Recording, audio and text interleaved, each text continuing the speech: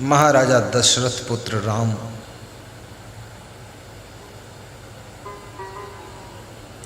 उनके जो गुण हैं, उनकी जो कलाएं हैं,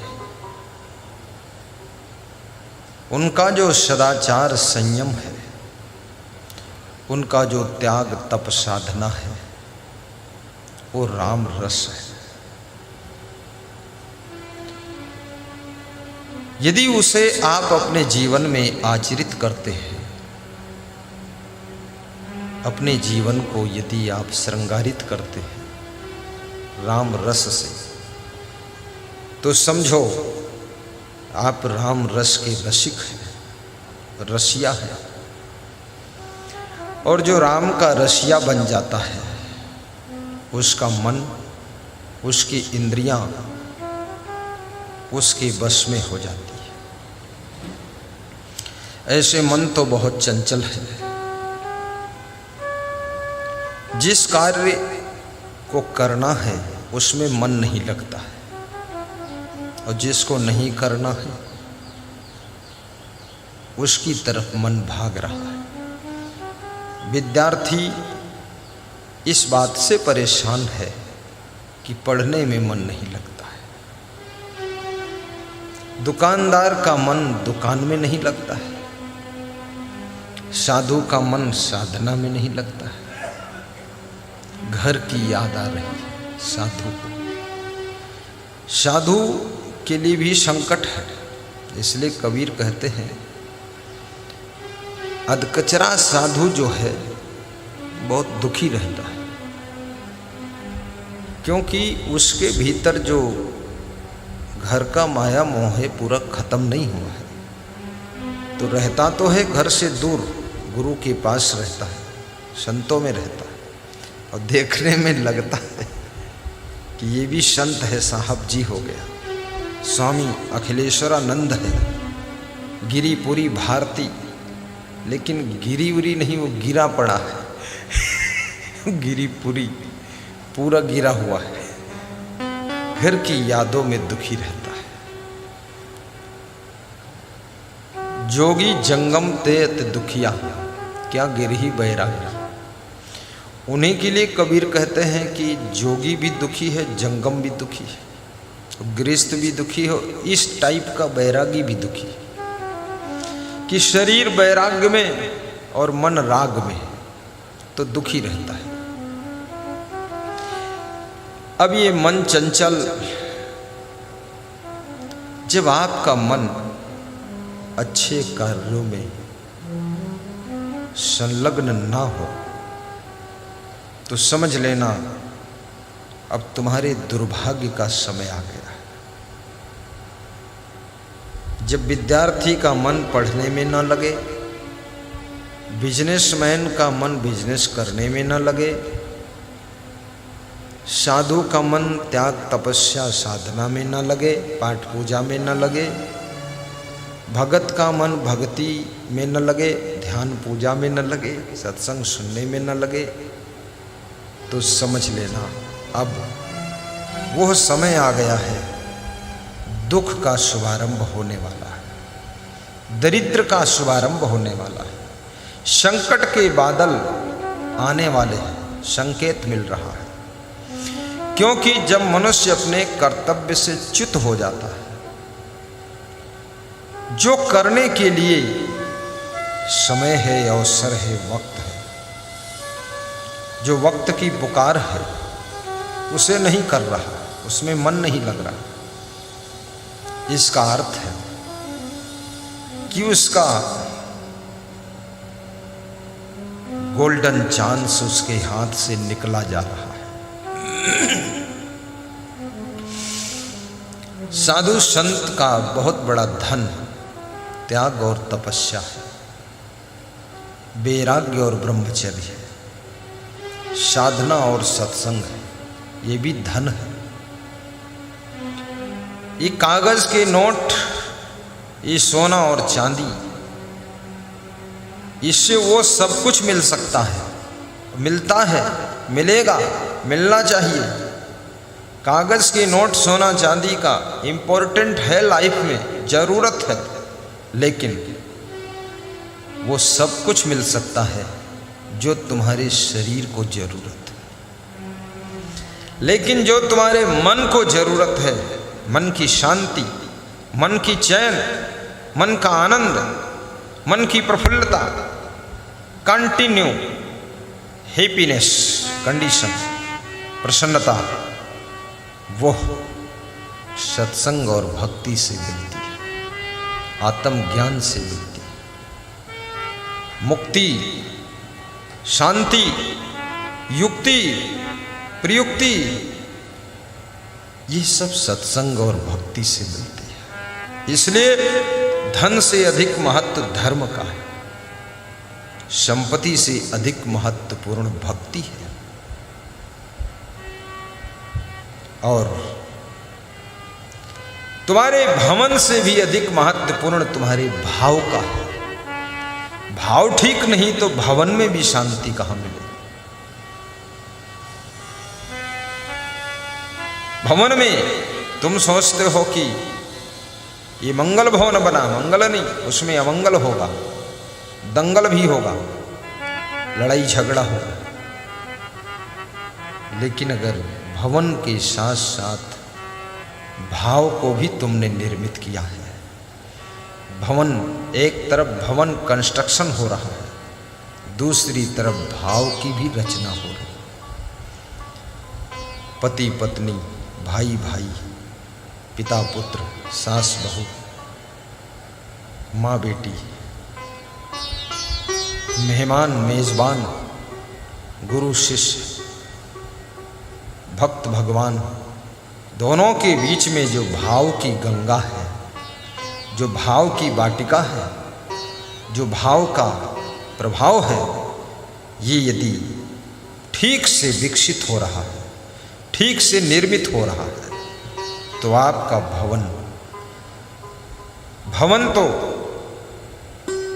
पृथ्वी के ऊपर खड़ा होता है, लेकिन भाव तुम्हारे भीतर खड़ा होता है। भवन बाहर खड़ा होता है, परंतु प्रेम का भाव, सेवा का भाव, श्रद्धा का भाव, स्नेह का भाव, क्षमा का भाव, दया का भाव, परोपकार का भाव, सेवा का भाव, ये सब तुम्हारे भीतर खड़ा होता है। भाव का भवन जिसके भीतर खड़ा हो जाता है, तो बाहर जो ईंट और पत्थर का भवन खड़ा हो रहा है, वो भवन फिर मंगल भवन बन जाता है और जीवन का अमंगल दूर हो जाता है। ये भाव का भवन कैसे खड़ा होगा? भाव का भवन ये सत्संग और भक्ति से ही खड़ा होता है। सत्संग ना मिले, मनुष्य जानवर से भी बदतर है। ना तो उसे बैठने का शऊर है, न खड़े होने का शऊर है, न चलने का शऊर है। शऊर समझते हो? सलीका, सलीका यानी तरीका। ना तो उसे बोलने का शऊर है, तुम्हारे मुंह में मुंह लगा कर बोलेगा और तुम्हारे मुंह में थूक देगा कि थोड़ा तुम भी चाट लो, ये माल सब जगह मिलता नहीं, मेरा थूक चाटो। तुम्हें मुंह पे थूक की छींटे डाल देगा। न तो सोने का तरीका मालूम, उल्टा पलटा सोता है। आदमी को अहंकार है कि आई एम इंटेलिजेंस मैन, लेकिन मुझे लगता है आदमी तो जानवरों से भी गिरा गुजरा है। इसको सब कुछ सिखाया न जाए तो जानवर से भी बदतर है, और सिखाने से भी सीखना नहीं चाहता है। ये इसकी एक और विशेषता है। जानवर को तुम बैल को ट्रेनिंग दे दो, भैंसा को ट्रेनिंग दे दो, खेत जोतना सीख लेता है, बैलगाड़ी खींचना सीख लेता है। और ये आदमी इतना खतरनाक भैंसा है, ये इसके ज़्यादा जो सिखाएगा उसी से फिर गुस्सा हो जाएगा, फिर सिखाने वाले को ही बेच देगा। सींग तो नहीं है, लेकिन गाली गलौज करके बेच देगा। इसको सिखाना भी बहुत कठिन है। श्री क्षमादेव कहते थे, जीवन भर सीखने के लिए जो तैयार रहता है वो एक दिन सिखाने वालों से भी अधिक श्रेष्ठ हो जाता है सीखने के लिए।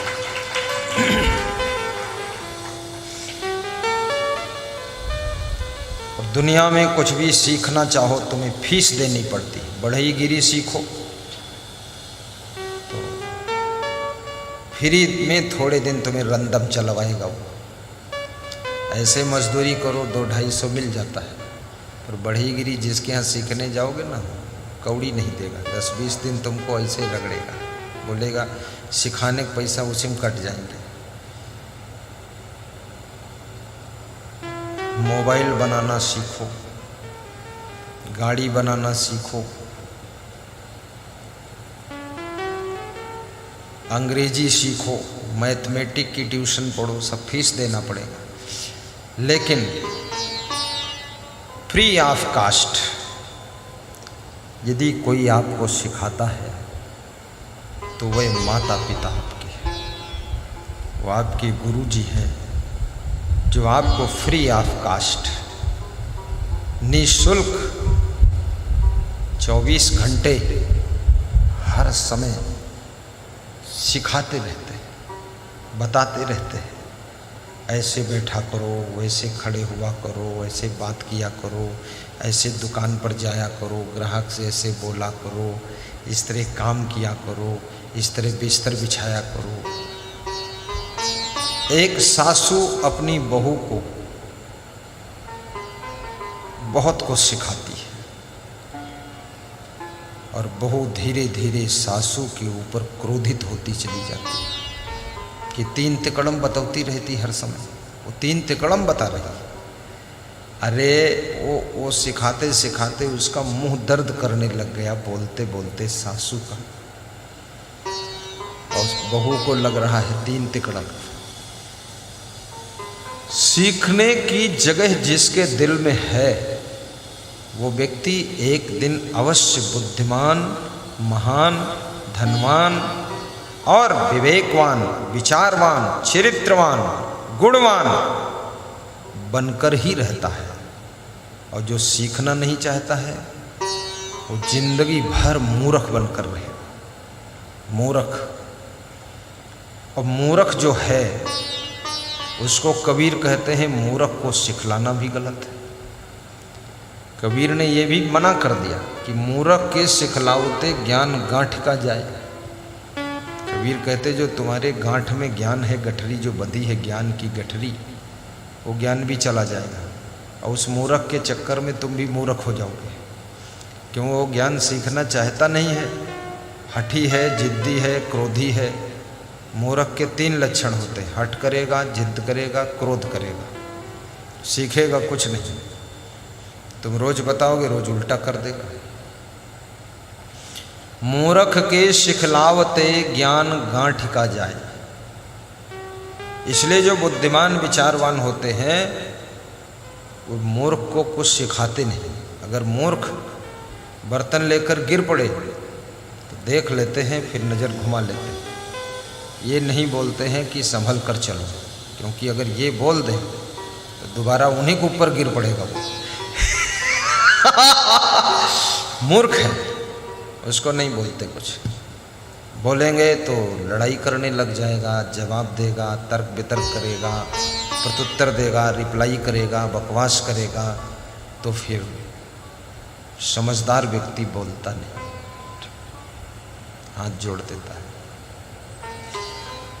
मूर्ख के सिखलावते ज्ञान गांठ का जाए। जैसे कबीर साहब बहुत मजेदार सा उदाहरण देते हैं, छोटा सा उदाहरण, एग्जाम्पल। क्या कहते हैं? कोयला होए न उजला जो सौ मन साबुन लाए। कबीर साहब कहते हैं मूर्ख के चक्कर में जो पड़े वो भी मूर्ख है, ज्ञान गांठ का जाए। उदाहरण दिया कोयला का कि कोयला में साबुन लगा लगा कर उसको उजला करना चाहे कोई कि इसको वाइट कर दूं, काले से ब्लैक से वाइट कर दूं, काले से इसको उजला कर दूं, तो साहब कहते हैं 100 मन साबुन खर्च हो जाएगा लेकिन कोयला उजला नहीं होगा। 100 मन पूरी पृथ्वी का साबुन रगड़ दो फिर भी वो कोयला उजला नहीं होगा। साबुन तो खत्म हो जाएगा पर उसका कालापन खत्म नहीं होगा। ऐसे तुम्हारा ज्ञान खत्म हो जाएगा, टाइम खत्म हो जाएगा, जिंदगी खत्म हो जाएगी, पर मूर्ख की मूर्खता खत्म नहीं होगी। इसलिए उसके चक्कर में मूर्ख के शिखलावते ज्ञान गाठी का जाय। मैनपुरी में एक सज्जन पति पत्नी दर्शन के लिए आए, मिले, थोड़ा बैठे, फिर अपना दुख सुनाया और बताया कि अब हम बहुओं को कुछ नहीं कहते। एक बार समझाया था तो पेट्रोल डाल के आग लगाई, लेकिन मरेस बच गई। तब से हम खुद ही डराई गए, तो हम कुछ समझाई तो नहीं रहे। हमने कहा क्यों नहीं समझाती हो? कहीं ज़्यादा समझाई मरीन जी ही फालतू, इसलिए जिंदा रहें तो ठीक है। तो लेकिन आपकी बहू बुद्धिमान नहीं है। इन बुद्धिमान बहुत है, पढ़ी लिखी बहुत है, लेकिन मूर्ख भी बहुत है। नहीं समझेगी गुरुजी। 8 बजे तक सोती है, न बर्तन मांजती है, न काम करती है, न नौकरी करती है, न कुछ करती है। पूरा बर्बाद कर दिया है। काला अब हम पति पत्नी जो हन सोचित है उनसे अलग ही हुई ली तो ठीक है। जिंदगी में बहुत विचार करे रहन कि बहू आई थोड़ा सुख मिली। सुख तो नहीं मिला गुरुजी, लेकिन जो सुख पहले से रहे वह खत्म हो गया।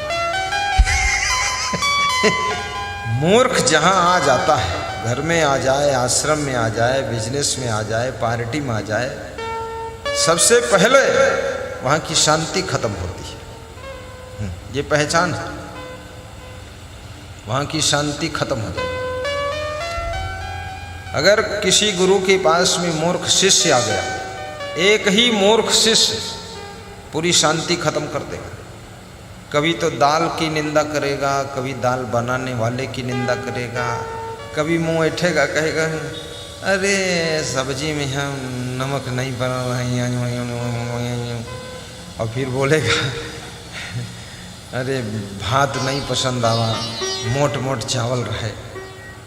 अब ये भी तो सोचो कि तुम्हारे शरीर से कमाई कितनी होती है। हम कहे पतला चावल तो इतना तार जैसा पतला ले आओ खरीदे, 200 रुपया किलो मिले। ऐसा चावल लाओ 200 रुपया किलो वाला, लेकिन 2 रुपया कमाते नहीं हो, भैंसा तना तुम्हें खवाई को कौन देगा खाना? हमारे चावल तो तार जितना पतला तार होता ना वैसा खरीद लो, अंगुली भर का लंबा खरीद लो और खूब खाओ, कौन मना करे? अरे चावल खाओ, चाहे दही खाओ और चाहे सोना चांदी खाओ, स्वर्ण भस्म बनाए खाओ, कोई मना नहीं। लेकिन मेहनत करो, धन कमाओ, आर्थिक उन्नति करो, तो खाने कोई मना थोड़े किए। और फिर अधिक खाने से तबीयत भी खराब होती है। संयम में रहो, और मीडियम स्वाद भी ठीक है। बहुत स्वाद के चक्कर में तुम रहोगे तो घर में भी लड़ाई झगड़ा करते रहोगे। अब इतना स्वाद कोई बना भी नहीं पाएगा रोज रोज। आपकी धर्मपत्नी है, आपकी माँ है, बहन है, बहू है, रोज वही भोजन बनाते हैं, लेकिन रोज भोजन के टेस्ट में अंतर रहता है, भूल चूक होती रहती है। आइडिया से सब मसाला डालना पड़ता है। कहीं तनिक ज़्यादा पड़ गया तो स्वाद बिगड़ गया, थोड़ा कम हो गया फिर स्वाद बिगड़ गया, कभी तादाद भर पड़ गया स्वाद बहुत बन गया।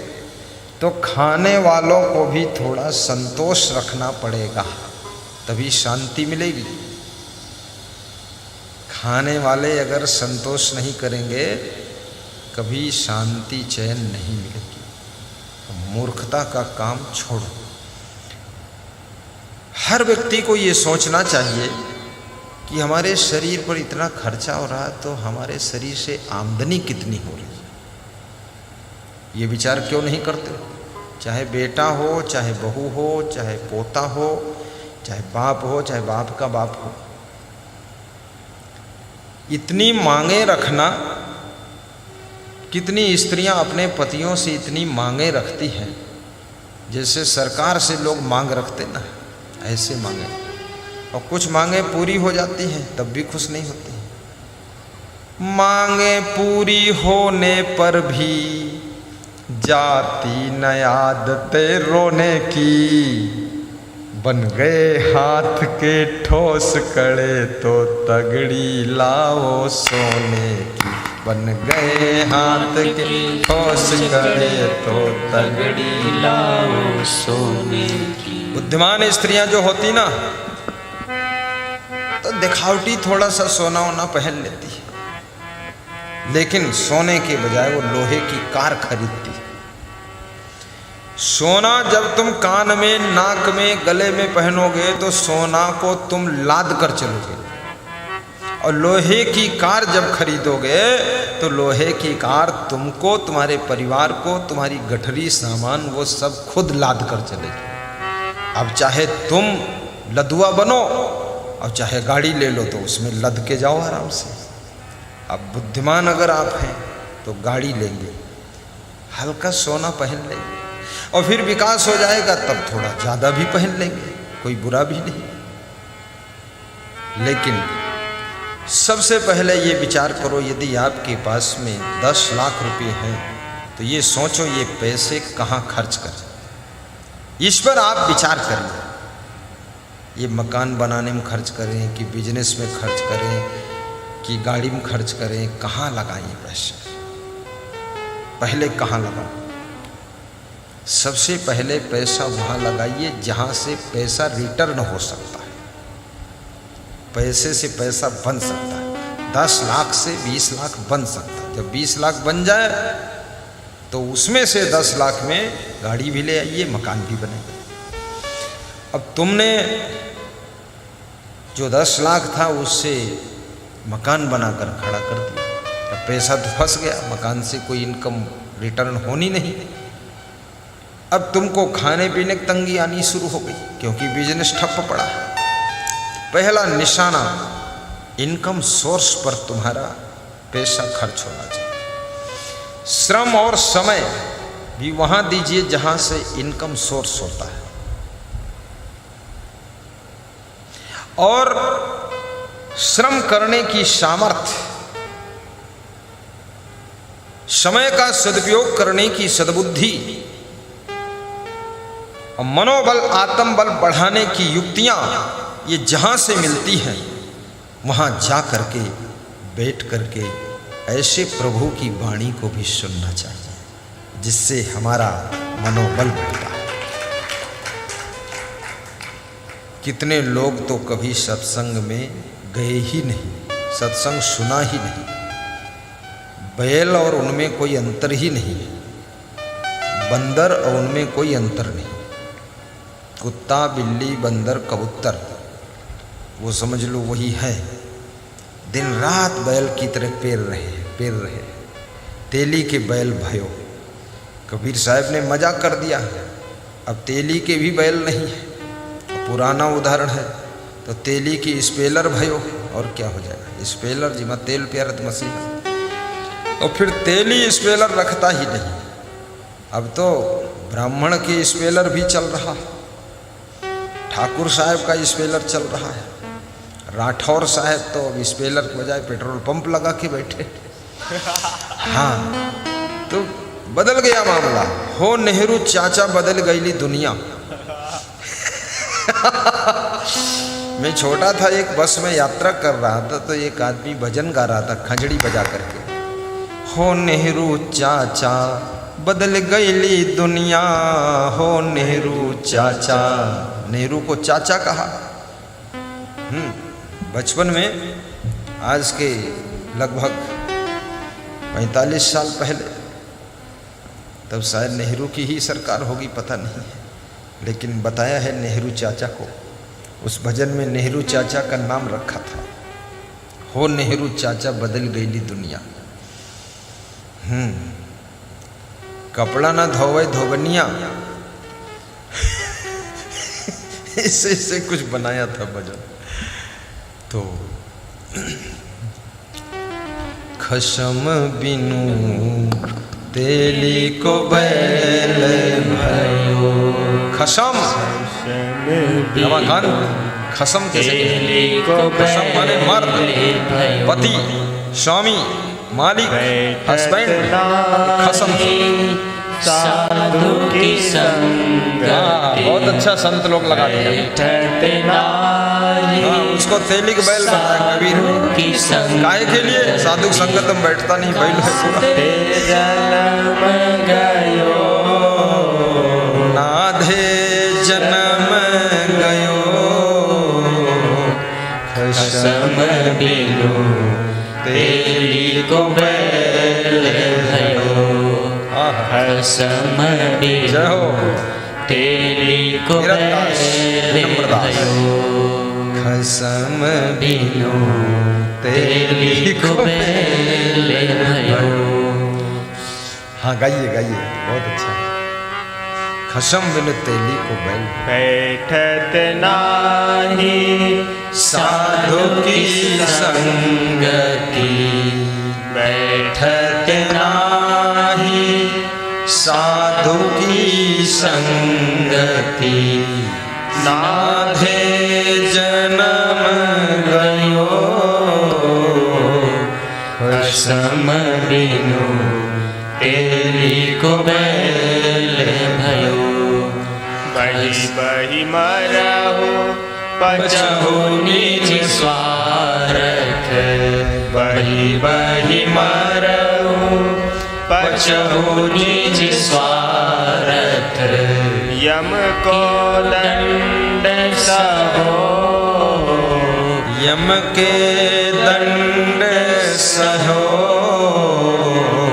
खसम बिनु तेली को बैल। ये देखो पहली बार इसको गाया हूँ। यहाँ भूला पड़ा था खसम, आज खसम पकड़ में आया, बैल मिल गया आज। राज काज धनदारा सुते, राज काज सित। माथे भार गयो, माथे भार गयो। खसम बिनु तेल भयो। खसम बिनु तेली को बैल भयो। खसम बिनु तेली को बैल भयो। खसम ही छाड़ी विषय रंग राते, खसम ही छाड़ी विषय रंग राते। पाप के बीज बोयो, पाप के बीज बोयो। खसम बिनु तेली को बैल भयो। आज जितने देश के तेली होंगे बहुत खुश होंगे। सारी दुनिया मेरी बैल बन गई, तेली का बैल। अब तेली लोग बैल बेच बेच कर भी अमीर बन सकते हैं। जब सारी दुनिया बैल बनी है, तेली का बैल बनी, बैल बेच कर पैसा कमा सकते हैं। प्रधानमंत्री भी तेली है, हमारे साथ में कई साधु भी तेली है। वो बैल बेचो, पूरी दुनिया बैल है। तेली को बैल भयो। खसम बिनु तेली को बैल भयो। लख 84 बहुत जोरदार है, पूरा ज्ञान भरा हुआ। लख 84 जीव जंतु में सायर जात बहो। सायर जात बहो। खसम बिनु तेली को बैल भयो। खसम बिनु बहुत आनंद आ गया। तेली को बैल भयो। कहि कबीर सुनो हो संतो, कहि कबीर सुनो हो संतो। उन स्वान को पूछ गहो, उन स्वान को पूछ गयो, खसम बिनु तेली को बैल भयो।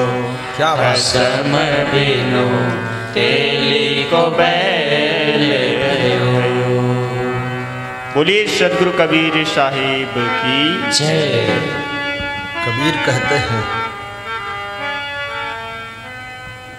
कहीं कबीर सुनो हो संतो, उन स्वान की पूंछ गयो। स्वान माने कुत्ता। बोले ऐसे बैल लोग कुत्ते की पूंछ पकड़ करके भवसागर पार होना चाहते हैं। कुत्ते की पूंछ पकड़ी नहीं गुरु के चरण नहीं पकड़ा। हाँ नहीं नहीं, बिल्कुल नहीं। न सत्संग का सहारा पकड़ा, न भक्ति का सहारा पकड़ा, न ज्ञान ध्यान का सहारा। कुत्ते की पूंछ पकड़ भवसागर पार हो रहे। कहते हैं स्वान की पूंछ गयो। स्वान की पूंछ कुत्ते की पूंछ पकड़े। अब कुत्ता जिधर जा रहा है उधर पीछे पीछे जा रहे हैं। वो समझ रहे भवसागर से पार लगा देगा। वो कुत्ता वहाँ पहुँचा जहाँ टट्टी परी रहे और चाटे लगा। कहीं इसकी तुम हो चाटे ले थोड़ा। ये कुत्ता कौन है? ये तुम्हारा मन ही कुत्ता है। ये मन की पूंछ पकड़े घूम रहे हो। ये मन के सहारे से तुम कल्याण करना चाहते हो, ये डुबा देगा। मन मारो बांदरो रे घणी छलांगा मारे। मन मारो बांदरो रे घणी छलांगा मारे।